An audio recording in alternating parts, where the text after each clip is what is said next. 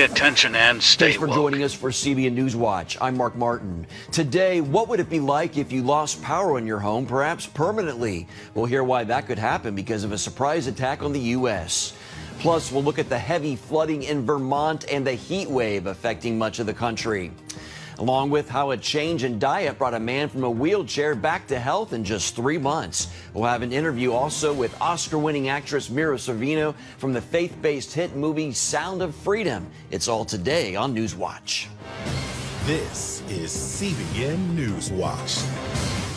We begin with the possibility of a devastating attack on the U.S. that could affect your home. The heat wave in parts of the country is straining the nation's aging electrical power grid, and temporary brownouts may occur. But what would happen if the United States lost electricity permanently? Electromagnetic pulse bomb experts warn America's enemies are already getting ready to launch such a strike. And Gary Lane explains why one expert believes such an attack is inevitable. An electromagnetic pulse bomb, or EMP, is a nuclear weapon designed to explode high up in the atmosphere and knock out a country's electrical power grid.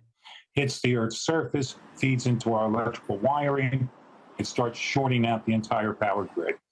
If they launch 3 missiles, eastern, central, western United States, it would shut our grid down permanently. Historian Dr. William Forstchen is a New York Times best-selling author and expert on EMPs.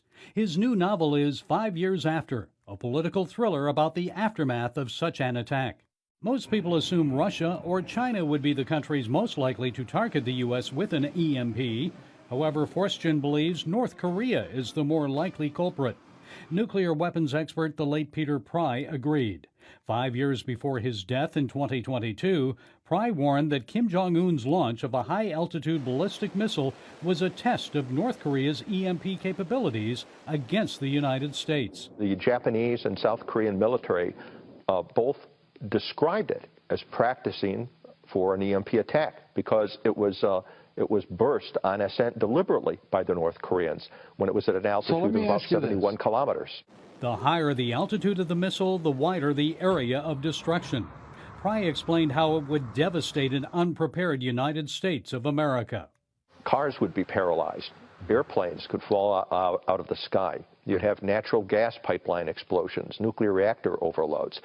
And worst of all, if you had a protracted blackout, it would be a serious threat to the survival of the American people.